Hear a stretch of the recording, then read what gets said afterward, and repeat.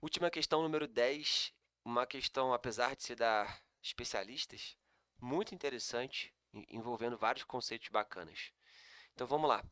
É, o cara deu aqui um circuito, onde você tem um resistor de resistência variável, né? A gente chama isso de reostato. Então, está baseado na segunda lei de Ohm. A resistência é proporcional ao comprimento L, né? Lembra? A resistência é ρL dividido pela área. Então, se eu aumentar o comprimento através do qual a corrente passa, aumenta a resistência daquele resistor. Beleza? Bom, aqui ele diz o seguinte. Vou apagar essa bagunça aqui que eu estava utilizando para explicar. Aqui funciona o nosso reostato, né? Então, de A para B, pessoal, tem um resistor aqui, né? E a resistência desse resistor por completo, entre A e B, vou escrever aqui em cima, RAB, vale 10 kΩ. Beleza. Só que o cara ligou um amperímetro aqui acidentalmente, né? Ao invés de ligar um multímetro. E aí ele acabou criando um curto-circuito, né? Aonde? Nessa regiãozinha aqui de baixo, ó. Vou mostrar como. A corrente vem por aqui, tá bom? Passa pelo resistor de 5 kΩ, desce. Quando ela chega nesse resistor de 10, ao invés dela passar direto por ele, seguir a vida, vir para cá e voltar lá no gerador, ela vai encontrar esse caminho aqui, ó. Por quê? Porque o amperímetro ele tem resistência interna nula, o amperímetro ideal.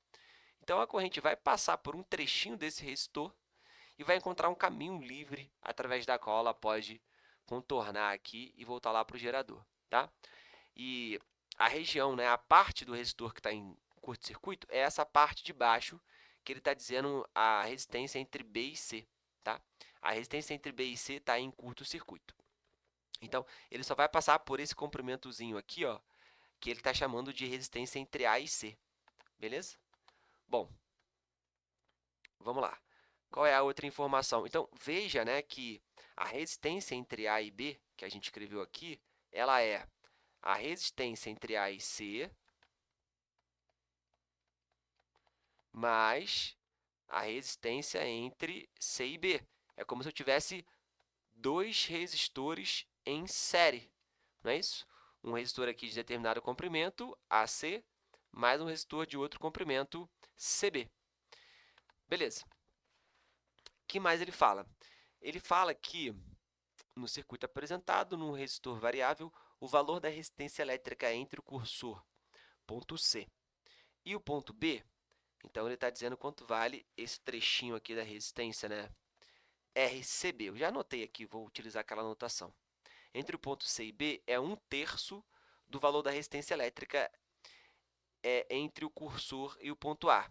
É 1/3 de RAC. Então, vamos fazer o seguinte. RCB, esse trecho de baixo, ele é RAC, que é o trecho de cima, dividido por 3. Tudo bem? Logo, eu vou utilizar um sisteminha com essas equações para achar o valor da nossa resistência AC. Então, vamos nessa. Eu vou pegar essa equação aqui em cima e vou substituir o RCB por RAC, que é por onde a nossa corrente passa, né? Entre os pontos R a C. Então, teremos 10 igual a RAC mais RCB, que é RAC sobre 3. Vamos multiplicar todo mundo por 3 dessa equação. E aí teremos 30 igual a 3 RAC mais RAC, que dá 4 RAC. Passo o 4 para lá dividindo. Isso dá 7,5. 30 por 4, né? RAC igual a 7,5 ohms. Conclusão. A corrente vai passar por esse camarada, de 5 kΩ, vai passar por esse trechinho do resistor, cuja resistência vale 7,5 ohms, e acabou, né? Então, eu vou ter dois resistores ligados em série, né? É a mesma corrente que passa aqui por esses dois resistores. Logo, o REC é a soma. 5 mais 7,5 dá 12,5 ohms. Ligados a uma DDP de 25 volts. Então, bora lá.